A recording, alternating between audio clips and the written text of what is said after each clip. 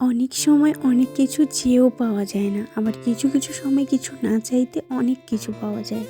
So hi hello everyone, তোমরা সবাই কেমন আছো? আশা করি সবাই ভালো আছো, সুস্থ আছো। আমি দীপ্তি, আমার নতুন একটি ভিডিওতে তোমাদের অনেক অনেক ওয়েলকাম, অনেক অনেক ভালোবাসা।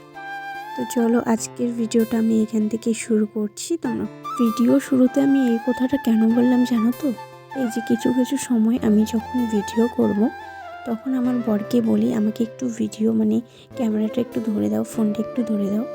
কিন্তু আমার বর একদম কোনো মতেই ফোন ধরবে না, ও ফোন ধরবেই না। আর দেখো, কালকে ওর সাথে কিছু একটা বিষয় নিয়ে ঝগড়া হয়েছে, ওর জন্য প্রচুর রাগ করেছি আমি ওর ওপর। আর ও আমার রাগ ভাঙাতে গিয়ে সকালবেলা দেখি ও আমার ক্যামেরা করছে, ভিডিও করছে। আমি তো দেখে অবাক, যে মানুষটা ক্যামেরা ধরতে চায় না, অনেক বলার পরেও সে ক্যামেরা ধরে না। আজকে দেখছি ও সকাল সকাল আমি যখন কাজ বাজ করছি, ও ক্যামেরা নিয়ে আমাকে খুশি করানোর জন্য আর কি ক্যামেরাটা নিয়ে এসছে। আর যদিও আমি আজকে ভিডিও করবার জন্য ক্যামেরা সেট করছি, তো পরে দেখি ও আমার পিছন পিছন ক্যামেরাটা আর কি নিয়ে ঘুরছে।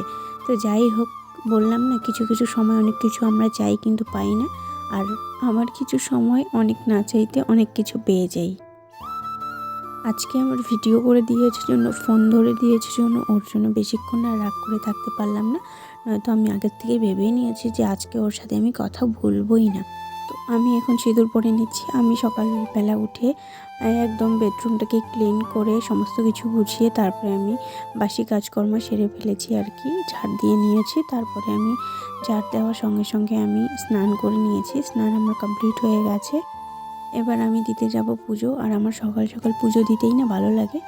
আর এখানে দেখতেই পাচ্ছ খুব সুন্দর সুন্দর ফুল রয়েছে। ভাবছি যে আগে ফুলগুলো তুলে নিয়ে নিব, তারপরে পুজো দিব আর কি। আর দেখো সকাল সকাল কত সুন্দর ফুল। এত ফুল দেখে না আমার মনটা একদম ভরে গেল। আর আমার ফুল খুব ভালো লাগে, ফুল খুব পছন্দের। আর বাইরে আমি পুজো কমপ্লিট করে তারপরে আমি ঘরে পুজো দিতে চলে এসেছি। আর পুজো আমি কমপ্লিট করে আবার রান্না করতে যাব। এখন না প্রচুর গরম পড়ে গেছে, ওর জন্য রান্নাবান্নাটা তাড়াতাড়ি সেরে নেব। আর তোমাদের ওইদিকে কেমন গরম পড়েছে জানিও তো। আমাদের এইদিকে না প্রচুর গরম, রান্না করে থাকাই যায় না, রান্না করতে প্রচুর কষ্ট হয়ে যায়। তো চলো আমি পুজোটা কমপ্লিট করে নিচ্ছি। আর তোমাদের আমার ভিডিও কেমন লাগে অবশ্যই কমেন্ট করে জানিও। আর আমি চেষ্টা করবো প্রত্যেকদিন ডেলি ছোট ছোট ভিডিও দেওয়ার। তো এইদিকে আমার হয়ে গেছে পুজো দেওয়া আর কি, শেষের দিকে। তো তোমরা যদি আমার ভিডিও ভালো লাগে অবশ্যই আমার পাশে থেকো, আমাকে সাপোর্ট করো। আর এরকম যদি ভিডিও তোমরা দেখতে চাও অবশ্যই আমাকে কমেন্টে জানিও। আর আজকে আমি এইদিকে দেখো লাউয়ের ডাঁটা রান্না করব। এদিকে বেগুন রয়েছে, বেগুন কেটে নিয়েছি। তারপরে এখানে ডাল বসিয়ে দেব, তাহলে আমার তাড়াতাড়ি করে সব রান্না করা হয়ে যাবে। আর ওইদিকে আমি ভাত বসিয়ে দিয়েছি, এইদিকে সয়াবিন করব। তো চলো, আমি তো রান্নাবান্না তোমাদের সঙ্গে শেয়ার করবই।